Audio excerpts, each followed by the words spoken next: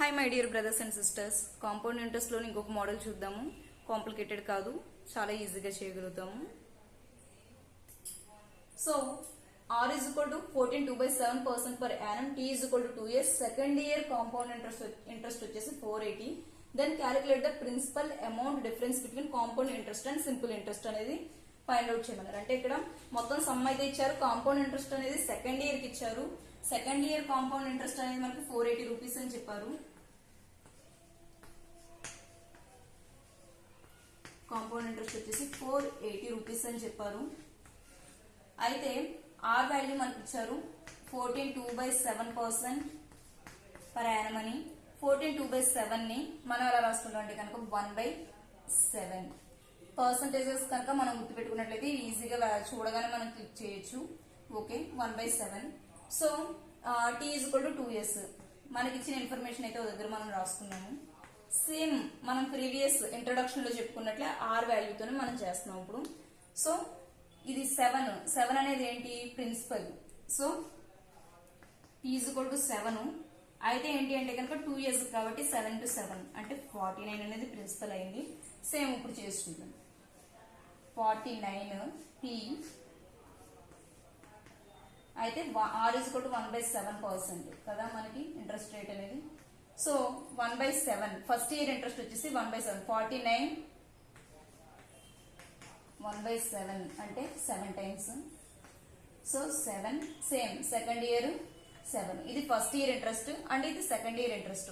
Second year ఏంటి, మనం అసలుతో పాటు ఇంట్రెస్ట్ కి ఇంట్రెస్ట్ పడుతుంది అని చెప్పాము. అంటే ఇది ఇంట్రెస్ట్ కదా, ఫస్ట్ ఇయర్ ఉన్న ఇంట్రెస్ట్ ఏదైతే ఉందో దానికి ఇంట్రెస్ట్ పడుతుంది అని చెప్పాము. సో 1/7 చేస్తే 7 క్యాన్సిల్ 1.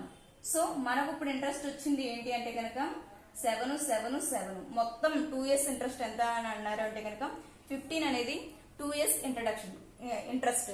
అయితే ఏంటంటే ఇక్కడ ఏమడుగుతున్నారు, సెకండ్ ఇయర్ కాంపౌండ్ ఇంట్రెస్ట్ అనేది మనకి ఇచ్చారు. ఓన్లీ సెకండ్ ఇయర్ మాత్రమే వచ్చిన ఇంట్రెస్ట్. అంటే ఇది ఫస్ట్ ఇయర్, ఇది second year. Only second year వచ్చిన ఇంట్రెస్ట్ ఎంత అనేది మనం చూసుకున్నట్లయితే కనుక సెకండ్ ఇయర్ ఓన్లీ 8 రూపీస్ వచ్చాయి. అంతే కనుక కదా, మనకు కంప్లీట్ గా అడగలేదు. ఓన్లీ సెకండ్ ఇయర్ ఇంట్రెస్ట్ ఎంత, second year interest 8 rupees. So ఆ సెకండ్ ఇయర్ ఇంట్రెస్ట్ 8 రూపీస్ అనేది 480 రూపీస్ అయితే ఇది ఎన్నిసార్లు పోతుందో చూద్దాం. 60 times పోతుంది. ఓకే, మనకు వచ్చింది ఎంత అంటే కనుక 60 మనం కాబట్టి చేసింది. సో ఇక్కడ మనం ఏం క్యాలిక్యులేట్ చేయమన్నారు, ప్రిన్సిపల్ క్యాలిక్యులేట్ చేయమన్నారు. అంటే principal is equal to 49 into 60. మనకు వచ్చింది 60 కాబట్టి ఇది క్యాలిక్యులేట్ చేయండి, సమ్ అమౌంట్ వస్తుంది. సో అమౌంట్ ఎంత మనకి అంటే కనుక 49 అనేది ప్రిన్సిపల్ అనుకున్నాము. అమౌంట్ కావాలంటే 7 + 1 అంటే 8. So amount is equal to 2 years కాబట్టి 8 into 8 64. సో 64 into 60 అనేది అమౌంట్ అవుతుంది. Next difference between compound interest and simple interest. ఇది చాలా జాగ్రత్తగా వినండి. Difference between compound interest and simple interest. మనకి దీనిలోంచి సింపుల్ ఇంట్రెస్ట్ కావాలి అంటే కనుక సింపుల్ ఇంట్రెస్ట్ ఏది, 2 years కి 14 రూపీస్ అనేది సింపుల్ ఇంట్రెస్ట్. అంతే కదా, first year and second year. So 14 rupees అనేది సింపుల్ ఇంట్రెస్ట్ అయితే 2 years కాంపౌండ్ ఇంట్రెస్ట్ ఎంత అంటే కనుక ఇది ఫస్ట్ ఇయర్, ఇదేమో మొత్తం సెకండ్ ఇయర్. అంటే 7 1 అంటే 7 + 7 14 + 1 అంటే 15. కాంపౌండ్ ఇంట్రెస్ట్ 2 years కి కంప్లీట్ గా వచ్చింది ఎంతకంటే 15. ఈ రెండింటి మధ్య డిఫరెన్స్ ఎంత అని అడుగుతున్నారు. So compound interest minus simple interest 15 - 14 is equal to 1. So 1 into 60 మనకు వచ్చింది కదా. సో ఇది వచ్చేసి డిఫరెన్స్ అవుతుంది. సమ్ అనేది పిన్ టు పిన్ చెప్పాను, ఈజీగా ఉంటుంది. ఈజీగా అర్థం చేసుకోవడానికి ట్రై చేయండి.